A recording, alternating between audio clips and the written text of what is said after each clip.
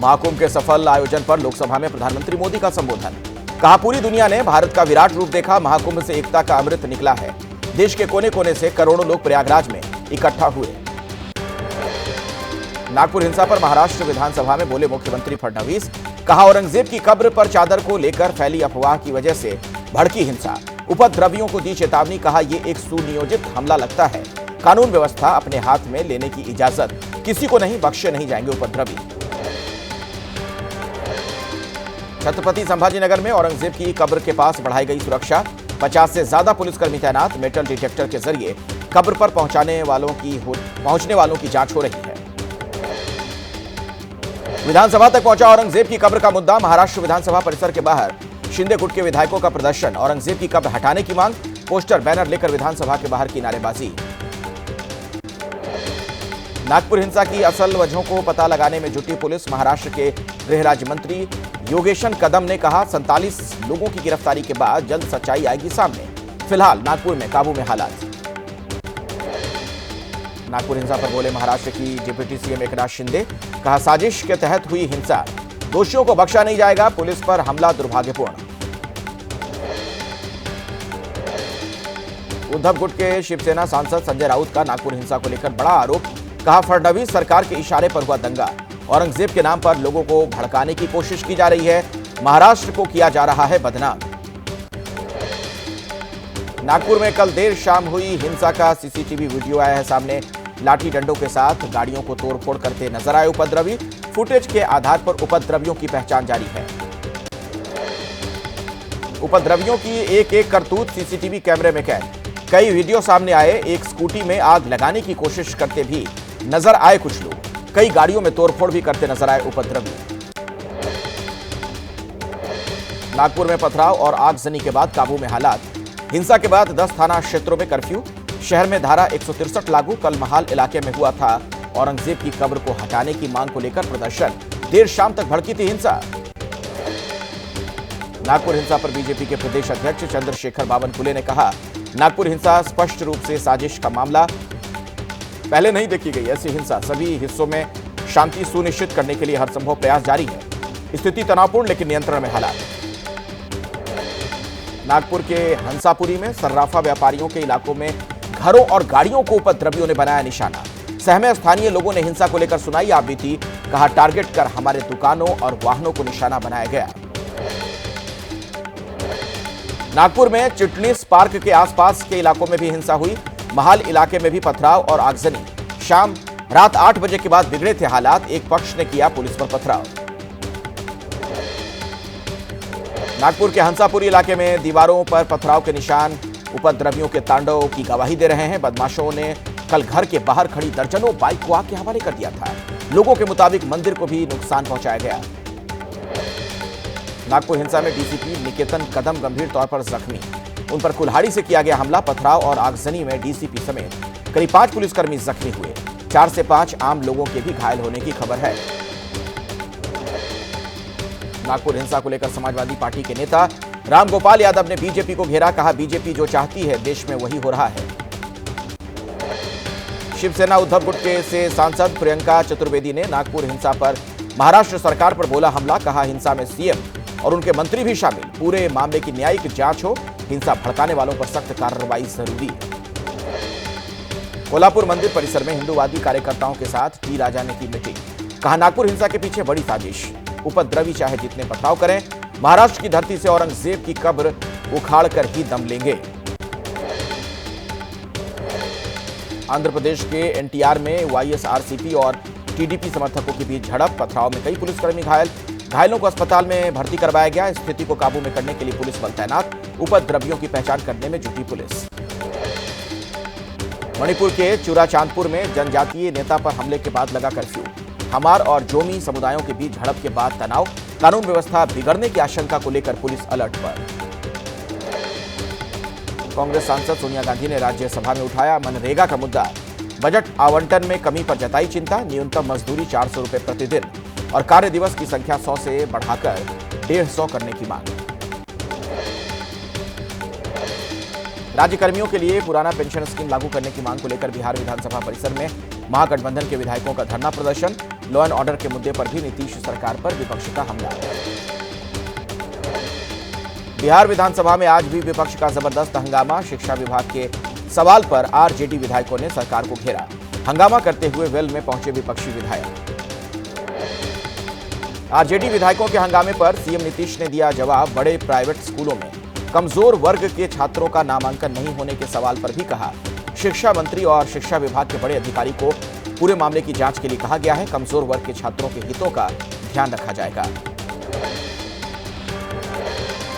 बिहार विधानसभा चुनाव के लिए बीजेपी ने थीम सॉन्ग किया लॉन्च। थीम सॉन्ग में बिहार के बदलने की तस्वीर को दिखाया गया है। गाने में बीजेपी ने अपने अमृतकाल को किया फोकस। प्रधानमंत्री मोदी के साथ नीतीश कुमार नजर आ रहे हैं। तेलंगाना विधानसभा के बाहर बीजेपी युवा मोर्चा का राज्य सरकार के विरोध में प्रदर्शन। हैदराबाद विश्वविद्यालय के पास 400 एकड़ सरकारी जमीन की नीलामी का किया विरोध। पुलिस ने कई कार्यकर्ताओं को हिरासत में लिया है। हैदराबाद में लाल मिर्ची के बाद बीआरएस का कांग्रेस के खिलाफ स्कूटी वाला प्रदर्शन। छात्राओं को स्कूटी देने वाले वादे पर सवाल खड़े किए। बीआरएस एमएलसी के कविता के नेतृत्व में कांग्रेस को याद दिलाया स्कूटी वाला वादा। बिहार में जमीन के बदले नौकरी घोटाला मामले में ईडी ने लालू यादव और उनके परिवार के लिए समन किया जारी। आज पटना में तेज प्रताप, राबड़ी देवी और मीसा भारती से पूछताछ। कल लालू यादव को भी ईडी के सामने पेश होना होगा। लखनऊ में मायावती के आवास 9 मॉल एवेन्यू पर एनएसजी कमांडोज के साथ पुलिसकर्मियों की मॉक ड्रिल। पिछले साल मायावती ने सुरक्षा को लेकर जताई थी आपत्ति। एम्बुलेंस और फायर ब्रिगेड की टीम भी रही मौजूद। दिल्ली विधानसभा में आज से 2 दिन चलेगा विधायकों का ओरिएंटेशन कार्यक्रम की शुरुआत में पहुंचे लोकसभा स्पीकर ओम बिरला का स्वागत। दिल्ली की सीएम रेखा गुप्ता और दिल्ली विधानसभा के अध्यक्ष भी कार्यक्रम में शामिल हुए। गुजरात के मेहसाणा में सुनीता विलियम्स की पृथ्वी पर सुरक्षित वापसी के लिए मंदिर में पूजन कीर्तन जारी है। सुनीता विलियम्स के पैतृक गांव झुलासन में किया गया हवन। स्कूली बच्चों ने भी सुनीता विलियम्स के लिए प्रार्थना की। अमेरिका की राष्ट्रीय खुफिया निदेशक तुलसी गबार्ड ने दिल्ली में आयोजित रायसीना डायलॉग को संबोधित किया। भारत आने का निमंत्रण देने के लिए प्रधानमंत्री मोदी का आभार भी जताया। रायसीना डायलॉग के जरिए महत्वपूर्ण मुद्दों पर सीधे संवाद का अवसर मिला।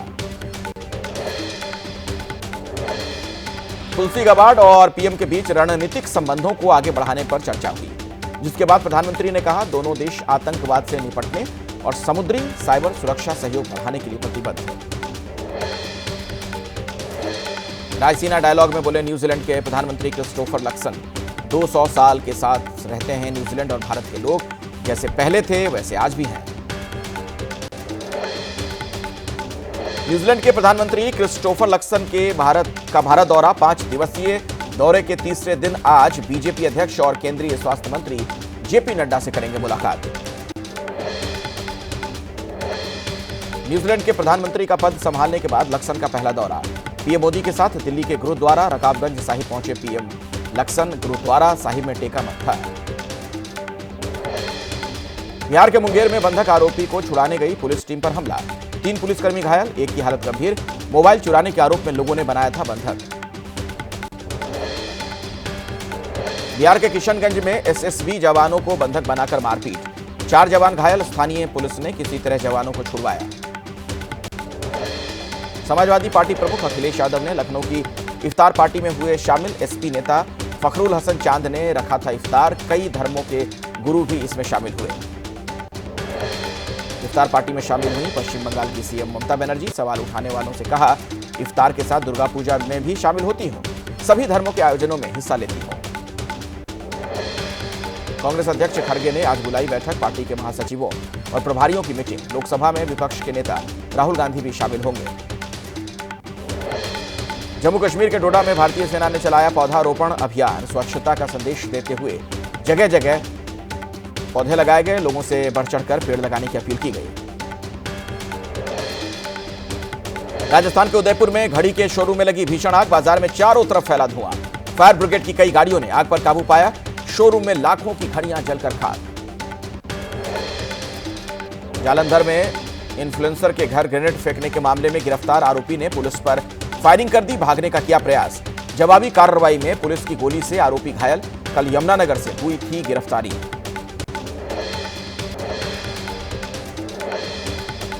तमिलनाडु के रामेश्वरम से सटे श्रीलंका बॉर्डर पर श्रीलंका की जल सेना ने भारत के मछुआरों की नावों को किया सील। बॉर्डर नियमों का उल्लंघन कर मछुआरों ने श्रीलंका की सीमा को किया पार।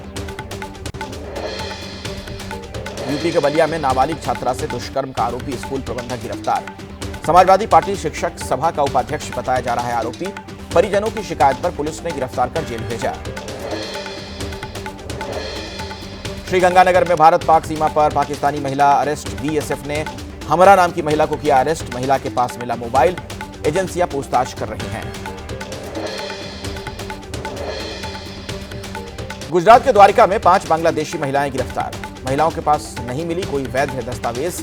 एजेंटों के माध्यम से भारत में की अवैध रूप से एंट्री।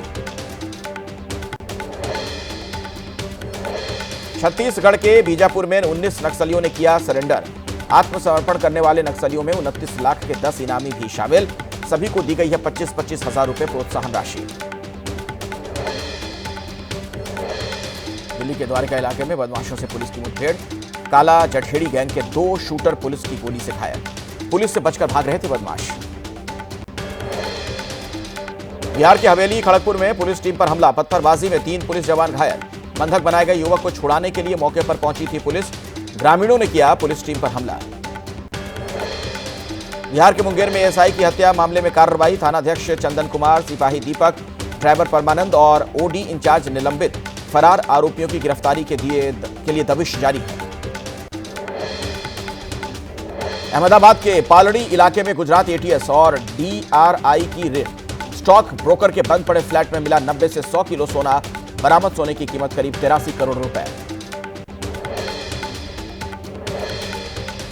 यूपी के मुरादनगर में तंदूर पर रोटी बनाते समय थूकने का वीडियो वायरल। मुरादनगर के मुख्य मार्ग पर स्थित होटल का बताया जा रहा है वीडियो। पुलिस ने मामला दर्ज कर आरोपी को किया गिरफ्तार। केदारनाथ यात्रा पैदल मार्ग से बर्फ हटाने का काम शुरू। रास्ते पर जगह जगह जमी बर्फ। 50 मजदूरों को बर्फ हटाने के काम में लगाया गया। पहाड़ों पर फिर से बदल सकता है मौसम। 19 और 20 मार्च को कई स्थानों पर बर्फबारी और बारिश की संभावना है। मौसम विभाग ने जताई है मौसम बदलने की संभावना।